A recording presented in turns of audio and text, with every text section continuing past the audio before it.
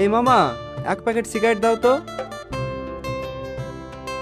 শহীদুল, তুমি সিগারেট খাও? ও তুমি?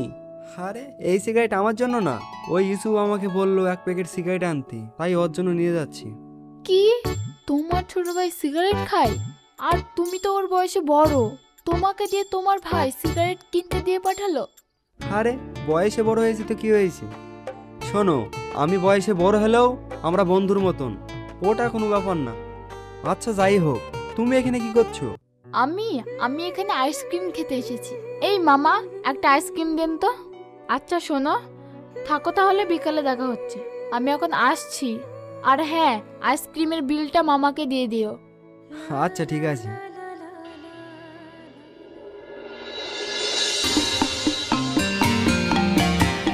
ইউসুফ, এই নে ভাই তোর সিগারেট।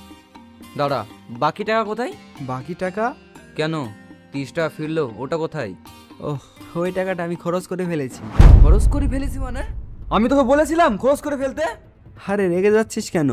মাত্র 30 টাকাই তো, আমি তোকে পরে দিয়ে দেবো। তুই কোথায় থেকে দিবি? তুই তো এতিম ফকির, তুই কোথায় থেকে দিবি? আরে তুই এভাবে কথা বলছিস কেন? মাত্র 30 টাকারই তো ব্যাপার। দাঁড়া, আমি তোকে দেখাচ্ছি। বাবা, বাবা। আরে কি ব্যাপার, তুই বাবাকে কেন ডাকছিস? বাবা আসলে ঠিক বুঝতে পারবি। কিরে, কি হয়েছে? বাবা দেখো, আমি ওকে 100 টাকা দিয়ে দোকানে পাঠিয়েছিলাম, তার মধ্যে থেকে 30 টাকা মেরে দিয়েছে। সে কি রে, এদিকে আমারও আলমারি থেকে 1 লাখ টাকা নেই। বাবা তুমি আর কি বলছো? তুমি আমাকে সন্দেহ করছো না তো? এই দাঁড়া দাঁড়া দাঁড়া, আমি তোকে জিজ্ঞেস করলাম কখন? ও, তার মানে ঠাকুর ঘরে কে রে? আমি তো খালা খাইনি, তার মানে টাকাটা তুই নিয়েছিস? আরে এই চুপ কর ইউসুফ, একটু ওর ঘরটা সার্চ করে আয় তো। আরে রুম সার্চ করার কি আছে? ওই তুই যা তো। আমি নিয়ে নি। ইউসুফ, আমার কথাটা তো শোন। আরে বাবা তুমি ভুল বুঝছো, আমি কি কখনো তোমাকে না বলে টাকা নিয়েছি? এখন সব ফয়সালা হয়ে যাবে, জাস্ট ওয়েট অ্যান্ড সি। বাবা, এই দেখো 1 লাখ টাকা আমি ওর ব্যাগ থেকে পেয়েছি। আরে তুই এসব কি বলছিস? আমার ব্যাগ থেকে কিভাবে টাকা আসবে? একদম চুপ কর, এতিম কোথাকার। আমার বাবা কত কষ্ট করে তোকে মানুষ করেছে, তার প্রতিদান তুই এই দিলি? দেখ, তুই ভুল ভাবছিস। বাবা বিশ্বাস করো, আমি টাকা নিইনি। চুপ, ছোট লোকের বাচ্চা, তোর কত বড় সাহস, তুই আমার আলমারি থেকে টাকা চুরি করিস? আমার ভালোবাসা তুই এই প্রতিদান দিলি? তোকে খাইয়েছি, পরিয়েছি, মানুষের মতন মানুষ করেছি, আর আজ তুই আমার পিঠে ছুরি মারলি? তোর বাবা মারা যাওয়ার পর আমি নিজের ছেলের সাথে তোকে কোনোদিন আলাদাভাবে দেখিনি, আমি তোকে নিজের ছেলের মতনই দেখেছি। আর তুই আজ সি সি সি সি সি। বাবা তুই এসব কি বলছো? এই তুই চুপ কর, এখন দেখছি তোকে তো এই বাড়িতে রাখাও ঝুঁকিপূর্ণ। না না না না না, তুই কোন দিন জানো এই সয় সম্পত্তির জন্য আমারই ছেলেকে নাখুন করে বসিস।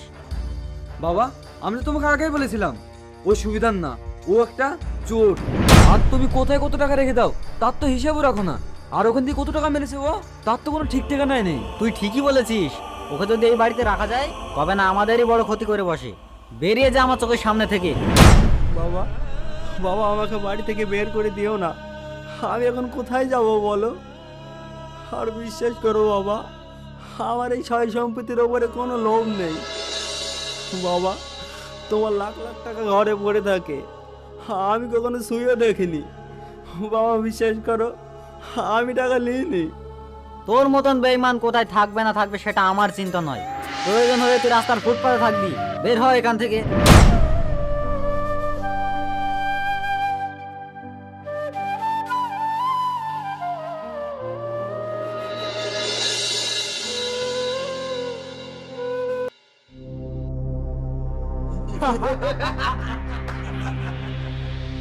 প্ল্যানটা কেমন ছিল বাবা?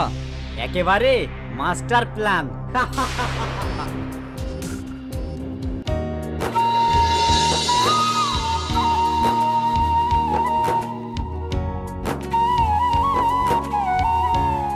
কিছুদিন পরে যে তোমার গ্র্যাজুয়েশন কমপ্লিট হয়ে যাবে, গ্র্যাজুয়েশন শেষ করার পর জব করবে না তোমার বাবার বিজনেস সামলাবে? আমি চাইলে আমার বাবা বিজনেস না করবে না, বাট আমার ইচ্ছা আছে নিজে কিছু করার। মানে কি, তোমার বাবার এত বড় বিজনেস থাকার সত্ত্বেও তুমি জব করবে? দেখো, আমি বলতে চাচ্ছি যে ইউসুফকে কিন্তু আমার একেবারে সুবিধার মনে হয় না। কখন দেখবে তোমার বাবার সব সম্পত্তি নিজের নামে লিখে নিয়েছে। এতে সমস্যা কোথায়? এটা তো তার অধিকার, তাই না? অধিকার মানে? ওর কথার মানেটা আমি বলছি। তুমি কি ভাবছো ও আমার আপন ভাই? না, ও এতিম, ও তো রাস্তার ফকির। আমার বাবা দয়া করে ওকে বাড়িতে আশ্রয় দিয়েছে। মানে কি? আমার কথা বিশ্বাস না হলে ওকে জিজ্ঞেস করো। শহীদুল, ও এসব কি বলছে? ও যে বলছে সব সত্যি? হ্যাঁ সত্যি, বাট তুমি এভাবে রিয়াক্ট করছো কেন? তুমি তো আমাকে কখনো বলনি তুমি শাহিন আঙ্কেলের সৎ ছেলে। তুমি তো আমাকে এই বিষয়ে কোনোদিন জিজ্ঞাসা করোনি। তাছাড়া তুমি তো আমাকে ভালোবাসো। আমি তার আপন ছেলে না পালিত ছেলে, এতে কি এসে যায়? চুপ থাক ফকিরের বাচ্চা। তোর কাছে আমি কি জিজ্ঞাসা করবো? হ্যাঁ, তুই এতদিন যাবত আমার সাথে মিথ্যা কথা বলেছিস। তুই এতদিন ধরে মিথ্যা কথা বলে আমার সাথে রিলেশন করেছিস। তুই কি করে ভাবলি তোর মতো ফকিরের সাথে আমি রিলেশন করব? তুই কি করে ভাবলি তোর সাথে প্রেম করব, তোকে ভালোবাসবো, তোকে বিয়ে করব? ওটা আমার পক্ষে কখনোই পসিবল না। আমি তোকে কখনোই বিয়ে করবো না। আর তোর এই স্বপ্নটা স্বপ্নই থেকে যাবে। আজকের পর থেকে তুই তোর চেহারাটা কখনোই আমার সামনে নিয়ে আসবি না। ফকিরের বাচ্চা কোথাকার। বাদ দাও কাবিরা, ওর সাথে কথা বলে টাইম ওয়েস্ট করার দরকার নাই। আমি তোমাকে বাড়িতে রেখে আসছি।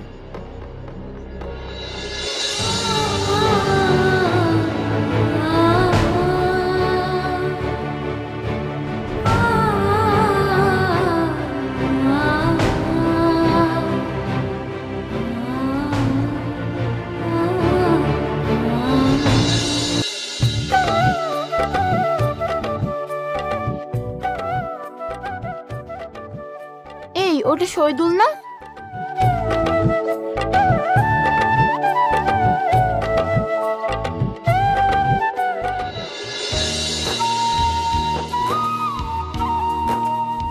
কিরে, এটা তোর ব্রেকফাস্ট নাকি লাঞ্চ? তোমরা দুজন একসাথে? হ্যাঁ, আমরা দুজন একসাথে। আর সামনে শুক্রবারে আমাদের বিয়ে। অনেক ফকির মিসকিন খাওয়াছি, তুইও চলে আসিস। অনেক দিন তো হয়ে গেল, ভালো মন্দ কিছু খাসনি দেখে মনে হচ্ছে।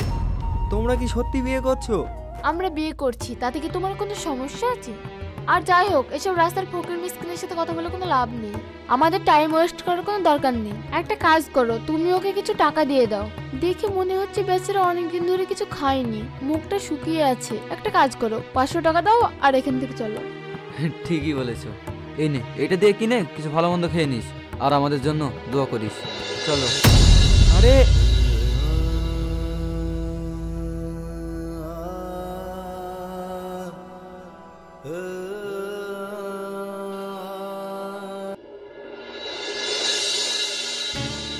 হ্যাঁ বন্ধু, কোথায় আছিস? তোর আসতে কতক্ষণ লাগবে? আমি সকাল থেকে কিচ্ছু খাইনি বাবা, আমাকে 10টা টাকা দিতে পারবেন? আমি কিছু কিনে খাবো। এ আচ্ছা, তোর সাহস কি করে হয়? ভিকিরির বাচ্চা, তোর সাহস কি করে হয় এই নোংরা হাতে আমার গায়ে স্পর্শ করা? সর এখান থেকে, যত সব ভিকিরি বাচ্চা। আরে আরে, কি ব্যাপার? ওঠুন, ওঠো ওঠো। আরে বাবা, আপনি? তোমার এই অবস্থা কেন? সব পাপের ফল রে বাবা, সব পাপের ফল। তোমার সাথে যে অন্যায় করেছি সেই অন্যায়ের শাস্তি। তোমাকে বাড়ি থেকে বের করে দেওয়ার পর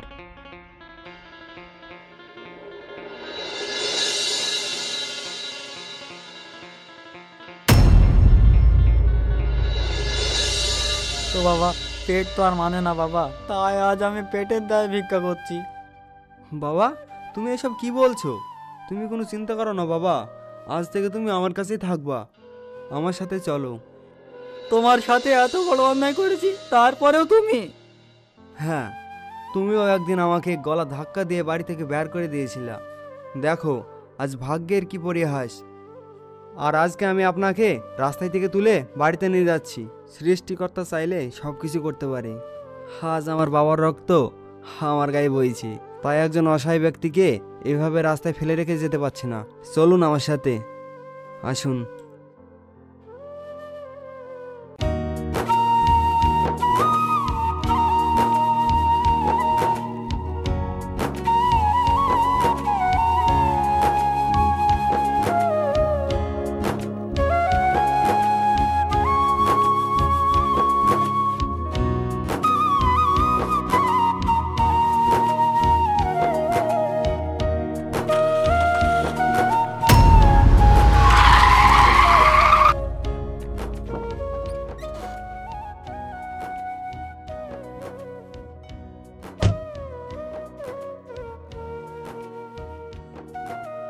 আরে কাবিরা, তুমি এখানে? আর তোমার এই অবস্থা কি করে হলো? হ্যাঁ, আমি এখানে। আমার অনেক খারাপ অবস্থা জানো তো। তোমার সাথে সেদিন দেখা হওয়ার পর ইউসুফের সঙ্গে আমার বিয়ে হয়ে যায়। ইউসুফের সঙ্গে বিয়ে হওয়ার পর ইউসুফ অনেকটা পাল্টে যায় আর রোজ রোজ বাইরে থেকে নেশা করে আসে আর এসে ইচ্ছা মতো আমার উপরে অত্যাচার করে। আর জানো তো আমাকে প্রচুর মেরেছে। আর জানো তো আমার শরীরে প্রত্যেকটা জায়গায় ওর মারের দাগ। আমি আর সহ্য করতে পারছি না। আমার জীবনটা পুরো অতিষ্ঠ হয়ে গেছে। বাসায় একটা কুকুর থাকলে তাকে সবাই দুবেলা দুমুঠো খেতে দেয়, কিন্তু ও আমাকে ঠিকমতো খেতেও দেয় না। আমি আর সহ্য করতে পারছি না। হয়তো তোমার সঙ্গে আমি খারাপ ব্যবহার করেছি, তার ফলই এইটা। তোমাকে আর কিছু বলতে হবে না, আমি সব কিছুই বুঝতে পেরেছি। যেই সুখের জন্য তুমি চলে গেছিলে, হারিয়ে গেছে সেই সুখ, তাই না? আচ্ছা যাই হোক, তুমি আমাকে একটা কথা বলো তো, তুমি কি আগের মতন আমাকে ভালোবাসো? কিন্তু কি করার, আমি নিজেই তোমাকে ছেড়ে চলে এসেছি। কোন মুখ নিয়ে আমি তোমার সামনে গিয়ে দাঁড়াতাম বলো? আমি যদি তোমাকে সেই সুযোগটা দিতে চাই, তাহলে তুমি কি সেই সুযোগটা নেবে? সত্যি বলছো? তুমি আমাকে আর একটা সুযোগ দেবে? আমি অবশ্যই তোমার সঙ্গে থাকতে চাই। ও আচ্ছা, তাহলে তোমার ইউসুফের কি হবে? ইউসুফের কি হবে আমি কি করে বলবো? আর আমার জানারও দরকার নাই। আমি এখন তোমার সঙ্গে থাকতে চাই, কারণ এখন তোমার সবকিছু আছে। চলো আজকে থেকে আমরা সবকিছু নতুন করে শুরু করব। ছাড়ো, অনেক হয়েছে। তুমি নাটক করতে করতে আমার জীবনটা তুমি শেষ করে দিয়েছো। আবার তুমি নতুন করে কি নাটক সাজাচ্ছ? ভালোবাসা না টাকা দিয়ে হয় না কাবিরা। ভালোবাসতে গেলে মনের প্রয়োজন, মনের। ভালোবাসা দিয়ে সব কিছু অর্জন করা যায়, কিন্তু টাকা দিয়ে ভালোবাসা পাওয়া যায় না।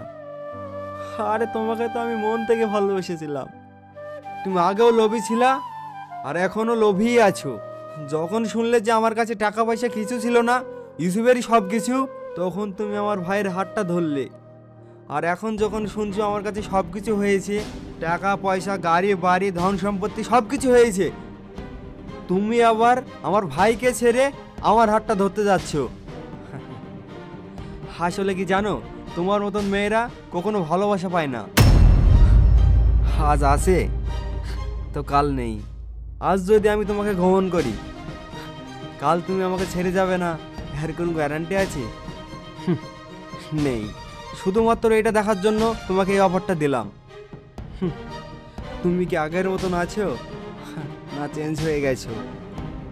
দুর্ভাগ্যবশত তুমি চেঞ্জ হওনি, তুমি সেই আগের মতনই আছো।